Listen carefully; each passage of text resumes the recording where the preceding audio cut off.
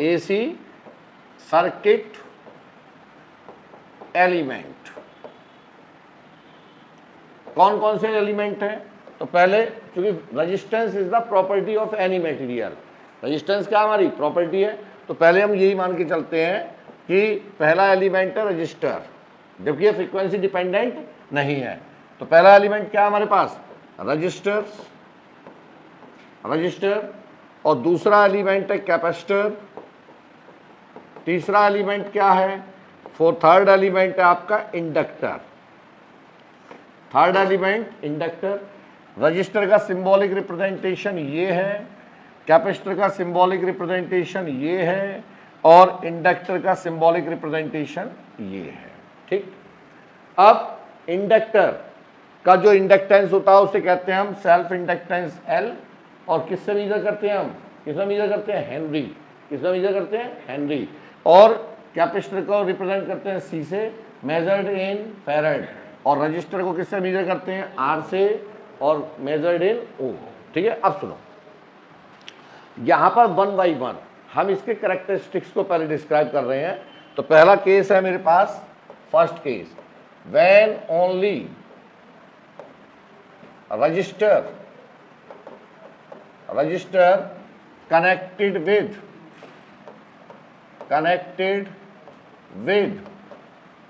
AC supply,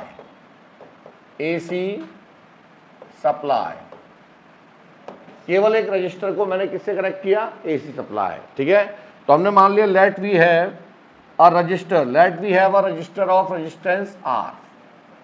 आसान है, कुछ ज़्यादा टिपिकल नहीं है, थोड़ा ध्यान से कीजिएगा। Let a resistor of resistance R is connected with AC supply. So this is the symbolic representation of AC. तो बेटा ये आ गया पॉजिटिव नेगेटिव।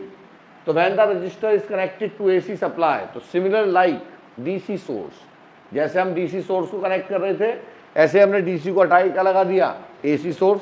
तो जैसे ही AC सोर्स कनेक्ट करेंगे तो सबसे पहले क्या होगा?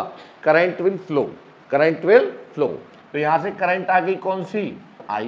कौन सी करंट होगी बेटे? That is AC current. और इस AC करंट की वैल्यू क्या होगी? With its magnitude, maximum amplitude I0 sine omega T. क्योंकि मैंने कहा फ्रीक्वेंसी डिपेंडिंग सोर्स है ये। सोर्स कैसा हमारा? Frequency dependent. और जब फ्रीक्वेंसी डिपेंडेंट सोर्स है तो all the parameter will also be frequency dependent. ठीक है, सभी पैरामीटर कैसे होंगे हमारे? Frequency dependent. अब when the current passing through the resistor, क्या होगा?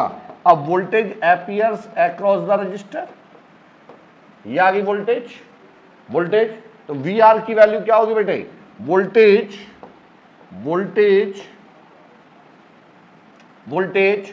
appears across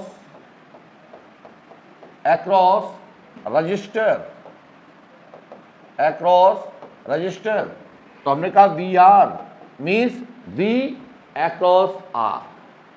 ठीक है, VR नहीं है ये, V across R, that is equal to क्या होता है according to Ohm's law? IR। तो IR आ गया बेटे ये। Since current is equal to क्या है? I0 sine omega T into R. Now this can be written as VR is equal to I0 into R sin omega t। तो यदि IR है तो इसे क्या लिख सकता हूं? I0 R को क्या लिख सकते हैं हम? V0। क्या लिख सकते हैं? Means this is the maximum amplitude of the voltage, maximum value. तो VR को क्या लिखेंगे बेटे हम? This is V0 sign omega T. ये है, सुनो, तो मैं यह लिखा हुआ समझ में आ गया? वही करंट फ्लो होगी, करंट फ्लो होने से क्या आएगा? वोल्टेज एपियर होगा। Voltage appear according to Ohm's law क्या होता है? V is equal to IR। बाकी सब सेम है। जरा बताओ, जो सप्लाई करंट है उसका फेस एंगल कितना है? जो सप्लाई करंट है इसका करंट का फेस एंगल कितना है? 0। अरे ओमेगा टी के साथ तो कुछ जुड़ रहा है तो 0। वोल्टेज का फेज एंगल कितना है 0, दोनों का फेज एंगल कितना है, तो फेज डिफरेंस भी कितना होगा।